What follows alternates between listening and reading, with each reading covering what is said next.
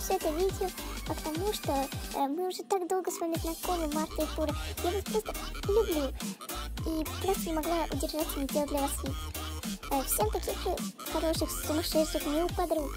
Короче, люблю вас. И теперь вы тоже обязаны снять такое видео. Я слежу за вами.